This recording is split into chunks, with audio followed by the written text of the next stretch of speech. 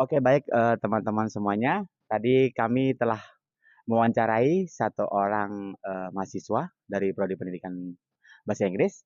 Di sini kami akan mencari lagi mahasiswa lain dan dari prodi lain untuk kita bisa wawancarai dan kita tanya seputar terkait proyek dan nilai yang ada di kelompok 5 kami. Ayo, Saudari Nomi, mari kita cari sama-sama. Ayo, teman-teman, ikuti kami. Mari, ayo kita sama-sama. Oh baik, bagaimana kalau kakak kita tanya yuk? Ayo, ya teman-teman, kita akan mencoba bertanya kepada kakak ini. Halo kakak, selamat malam. Halo, malam. Boleh tahu kak namanya siapa? Izin perkenalkan nama saya Ruben Tamitaka, program studi pendidikan bahasa Indonesia semester 3. Bertiga. Kalau boleh tahu kakak sapaan akrabnya siapa? Kakak Ben. Kakak Ben, oh ya. Oh ya kak, perkenalkan nama saya Maulana Irfan Pradana. Dan ini saudari saya, saudari Naomi Blesya. Begini kak, kami dari Prodi Pendidikan Biologi, Fakultas Eksakta, Universitas Pendidikan Muhammadiyah Sorong. Kami semester 3.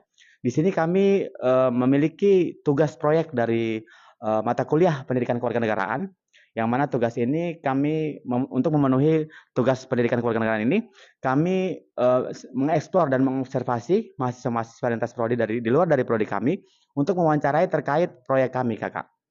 Jadi di sini kami dari kelompok 5, yaitu saya sendiri Maulana Irfan Pradana dan saudari Naomi Blesya dari kelompok 5. Jadi begini kak, kami di sini dari kelompok 5, pendidikan kewarganegaraan semester 3, prodi pendidikan biologi, Fakultas Eksakta, Universitas Pendidikan Muhammadiyah Sorong. Jadi begini kak, sebelum kami akan bertanya atau mewawancari kakak secara personal, di sini kami kelompok 5 akan menjelaskan dulu ada 2 poin penting yang kami akan jelaskan. Yang mana poin pertama tentang tujuan proyek kelompok 5 dan yang kedua itu tentang nilai proyek kelompok 5. Dan ini akan dibacakan oleh saudari Naomi Blesya. Silakan saudari Naomi Blesya. Tujuan Di sini tujuan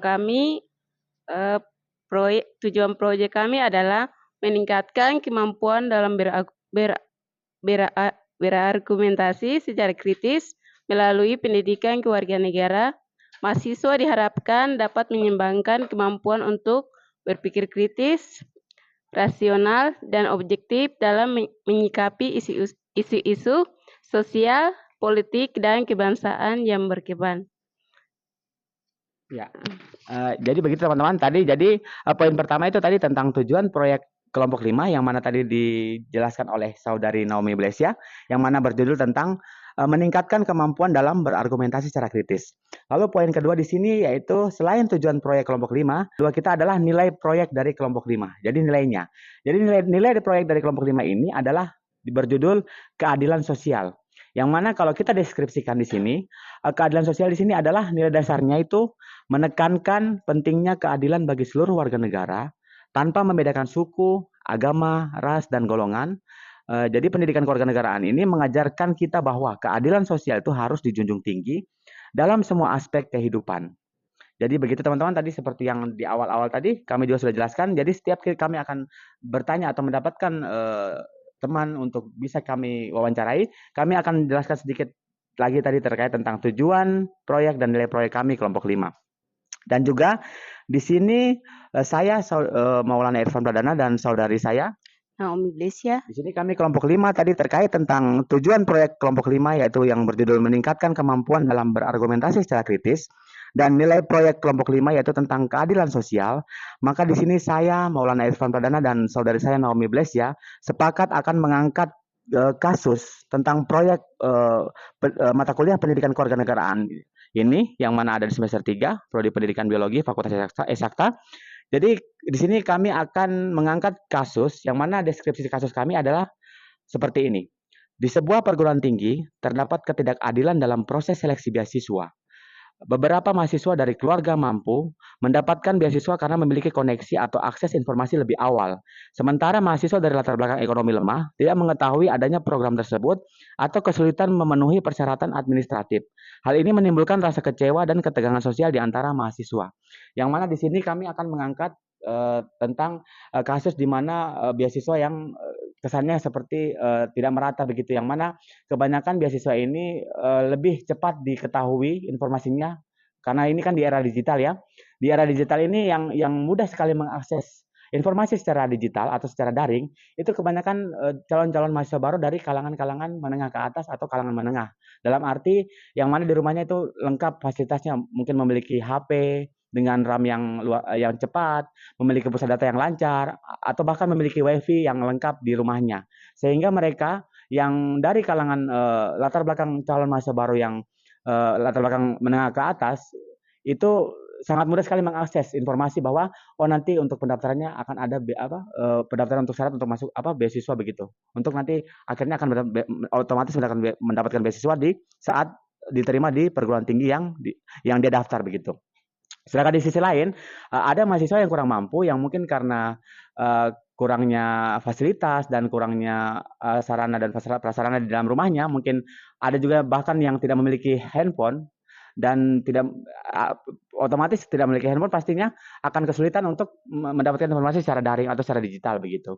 Jadi ini bukan soal bagaimana yang dapat atau bagaimana, tapi ini soal kecepatan mendapatkan informasi. Jadi kebanyakan kalau dilihat di lapangan kebanyakan calon mahasiswa baru yang latar belakangnya menengah atau menengah ke atas itu lebih cepat mendapatkan informasi secara daring dibanding mahasiswa yang menengah ke bawah. Karena ada juga mahasiswa yang menengah ke bawah tinggal di tempat-tempat yang terpencil mungkin atau susahnya akses internet di tempat mereka tinggal begitu. Jadi seperti itu gambaran umumnya.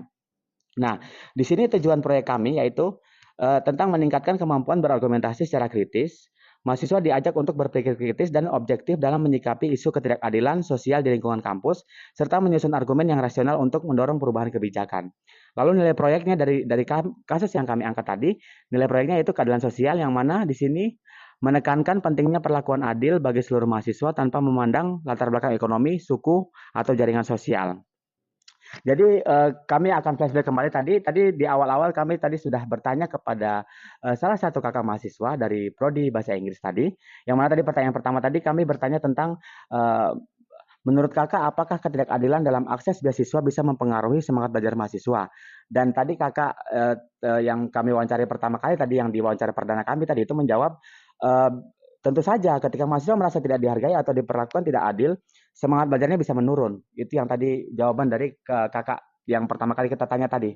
Yang mana ketidakadilan dalam akses beasiswa itu bisa mempengaruhi semangat belajar mahasiswa. Jadi itu mempengaruhi motivasinya juga begitu. Jadi nanti bisa saja itu menanamkan dalam mindsetnya itu untuk istilahnya macam tidak begitu semangat. Bahkan mungkin malas-malasan begitu. Karena itu udah menurunkan semangatnya karena merasa tidak adil dan merasa kecewa begitu. Biasanya begitu itu mempengaruhi dia punya pola pikirnya seperti itu. Mensugesti dirinya sehingga dia berpikir sudahlah saya sudah kecewa jadi. Terkadang begitu. Itu bagi mahasiswa yang memang sudah kecewa duluan. Itu mempengaruhi dia punya mental begitu. Ini bukan hanya soal berpikir rasional tapi mental juga sangat berpengaruh. Oke, sekarang kita bertemu dengan kakak Ruben. kakak Ruben. Ya, kakak Ruben. Sekarang kami akan bertanya kepada kakak yang ini pertanyaan kedua ya. Setelah tadi kakak pertama tadi yang kami tanya. Sekarang begini kakak Ruben. Pertanyaan kami, bagaimana kakak tentang tadi yang kami sampaikan tadi tentang studi kasus yang kami angkat, ya. Pertanyaan kami dari kelompok 5, bagaimana kakak menilai pentingnya kemampuan berargumentasi secara kritis dalam menyikapi isu seperti ini di lingkungan kampus, Kak?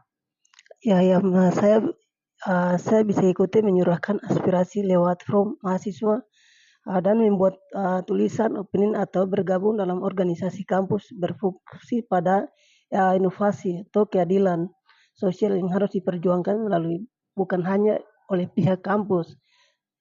Terus untuk masalah beasiswa yang saya ketahui itu kita tidak semua yang harus dapat kalau di jenjang pendidikan karena itu mereka melihat dari nilai IPK kita. Ya, Kak. Karena itu ada dia punya persyaratan yang harus dilunasi oleh mahasiswa tersebut. Iya. Seperti begitu. Oh begitu Kak ya. Iya. Jadi tadi kakak katakan. Terus yang kedua saya juga salah satu mahasiswa yang asma terus saya mulai hadir di kampus ini karena melalui beasiswa. Iya. Namun yang dibutuhkan dari pihak kampus adalah 20 mahasiswa. Iya. Nah, sedangkan yang kita ikut tes yang itu ada 250 mahasiswa. Iya. Tapi karena kotanya terbatas, Iya. yang dibutuhkan di kampus hanya 20 mahasiswa. Oleh sebab itu yang sebagian ini tidak diizinkan untuk masuk di Uni Muda ini. Oh begitu Ya, Kak. mungkin kurang Jadi kuotanya terbatas ya Kak ya? kotanya terbatas. Jadi itu udah dibatasi Kak. Jadi maksimal 20 orang. Ya, maksimal 20 orang. Oh jadi begitu Kak. Oh Itu. jadi baik Kak. Jadi itu solusi tanggapan dari Kakak ya Iya. tadi. Kalau boleh tahu Kak, Kakak bisa sedikit menyimpulkan kira-kira eh, bagaimana gambaran secara singkatnya Kak? Tanggapan dari Kakak tadi. Lalu nanti Kakak bisa memberikan solusi kepada kami bagaimana cara menyikapi ini sebagai mahasiswa atau sebagai agen perubahan toh bagaimana saya saudari dan saudari Mami Blesa ini kan bertekad untuk meningkatkan kemampuan berpikir kritis kami karena kami ini kan adalah mahasiswa agen perubahan ya, agen of change. Jadi kami mendapatkan panggilan hati untuk terus mengasah dan meningkatkan bagaimana caranya kita untuk meningkatkan atau mengupgrade kemampuan berpikir kritis kami. Tadi Kakak coba bisa simpulkan lagi sedikit tentang tadi yang Kakak sampaikan. Yang itu yang Jadi soal pertama, tadi ya, ya dari yang soal terkait tadi, pertanyaan tadi ya, kami. yaitu masalah beasiswa itu sebenarnya semua orang berhak untuk dapat ya Iya Kak. di setiap Semua punya kampus hak. ya. Iya.